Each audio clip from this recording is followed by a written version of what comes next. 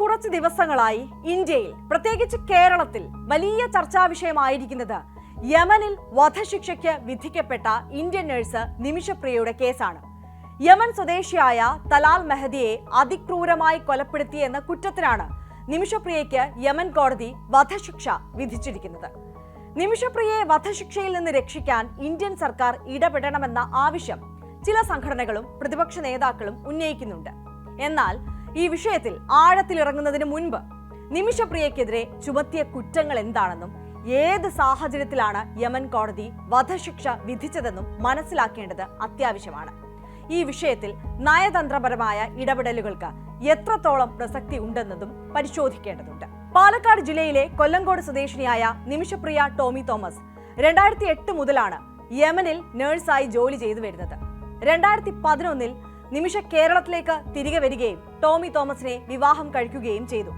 വിവാഹശേഷം ഭർത്താവിനോടൊപ്പം നിമിഷപ്രിയ യമനിലേക്ക് മടങ്ങിയെങ്കിലും 2014 യമനിലെ ആഭ്യന്തര യുദ്ധം രൂക്ഷമായതിനെ തുടർന്ന് ഭർത്താവ് ടോമി തോമസ് മകളോടൊപ്പം കേരളത്തിലേക്ക് മടങ്ങി. എന്നാൽ നിമിഷ യമനിൽ തന്നെ തുടർന്നു.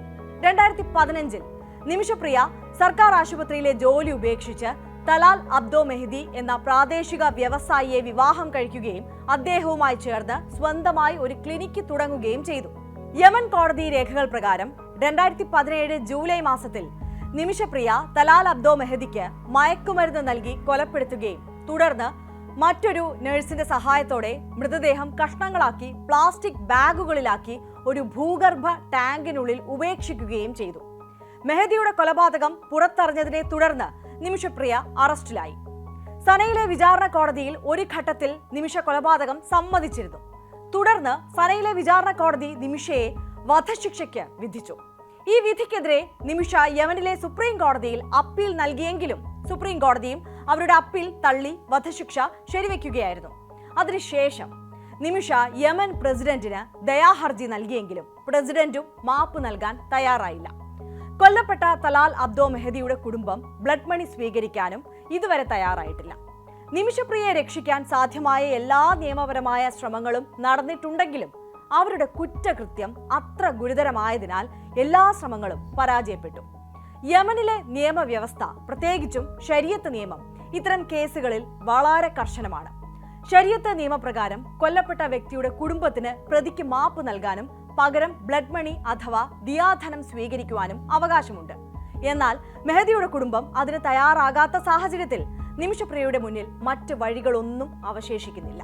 ഈ കേസിൽ ഹൂതി വിമതരുടെ നിയന്ത്രണത്തിലുള്ള സനയിലാണ് നിമിഷപ്രിയയുടെ വിചാരണ നടന്നതെങ്കിലും ഇന്ത്യക്ക് ഹൂതികളുമായി ഔദ്യോഗിക നയതന്ത്ര ബന്ധം ഇല്ലാത്തതും പ്രശ്നങ്ങൾ കൂടുതൽ സങ്കീർണമാക്കിയിട്ടുണ്ട്. എങ്കിലും നിമിഷയെ രക്ഷിക്കാനുള്ള ശ്രമങ്ങൾ ഇപ്പോഴും തുടരുകയാണ്. രക്തപ്പണം നൽകി അവരെ രക്ഷിക്കാൻ ഒരു ആക്ഷൻ കൗൺസിൽ രൂപീകരിച്ച് പ്രവർത്തിക്കുന്നുണ്ട്. ഈ വിഷയത്തിൽ ജൂലൈ 16 വധശിക്ഷ നടപ്പാക്കാൻ സാധ്യതയുണ്ടെന്ന് റിപ്പോർട്ടുകൾ വന്നിരിക്കുകയാണ്. ഈ സാഹചര്യത്തിൽ ഇന്ത്യൻ സർക്കാരിന്റെ ഉന്നതതല ഇടപെടലുകൾക്കായി നിമിഷയുടെ കുടുംബവും ആക്ഷൻ കൗൺസിലും നിരന്തരം അഭ്യർത്ഥിച്ചുകൊണ്ടിരിക്കുകയാണ്. നിമിഷപ്രിയ ഒരു ഇന്ത്യൻ പൗരയാണ് എന്നതുകൊണ്ട് മാത്രം യമനിൽ ചെയ്ത ഈ കൊടും കുറ്റത്തിന് അവരെ എങ്ങനെയാണ് വെറുതെ വിടാൻ സാധിക്കുക? ഇങ്ങനെയൊരു സാഹചര്യത്തിൽ നിമിഷപ്രിയയെ കുറ്റവിമുക്തയാക്കാനുള്ള ശ്രമങ്ങൾ എത്രത്തോളം ന്യായീകരിക്കപ്പെടാവുന്നതാണ് എന്ന ചോദ്യം സ്വാഭാവികമായും ഉയരുന്നുണ്ട്. എന്നിരുന്നാലും ഒരു മനുഷ്യ ജീവനെ രക്ഷിക്കാൻ സാധ്യമായ എല്ലാ വഴികളും തേടുന്നത് മാനുഷികമായ ഒരു കടമയാണെന്നും നയതന്ത്രപരമായ എല്ലാ സാധ്യതകളും ഉപയോഗിക്കണമെന്നും ചിലർ വാദിക്കുന്നുണ്ട്. പ്രത്യേകിച്ചും നിമിഷപ്രിയ തലാൽ മെഹദിയിൽ നിന്ന് ലൈംഗികവും സാമ്പത്തികവുമായ പീഡനങ്ങൾ നേരിട്ടിരുന്നുവെന്നും പാസ്പോർട്ട് ഉൾപ്പെടെയുള്ള രേഖകൾ തലാൽ പിടിച്ചെടുത്തിരുന്നുവെന്നും അതുകൊണ്ടാണ് ഈ കൊലപാതകം നടന്നതെന്നും നിമിഷയുടെ അഭിഭാഷകർ കോടതിയിൽ വാദിച്ചിരുന്നു. എന്നാൽ യമനീസ് കോടതി ഈ വാദങ്ങളെ അംഗീകരിച്ചിട്ടില്ല. ഈ വാദങ്ങൾ എത്രത്തോളം ശരിയാണെന്ന് സ്ഥാപിക്കാൻ വ്യക്തമായ തെളിവുകൾ ഹാജരാക്കാൻ അവർക്ക് സാധിച്ചിട്ടില്ല എന്നതാണ് യാഥാർത്ഥ്യം.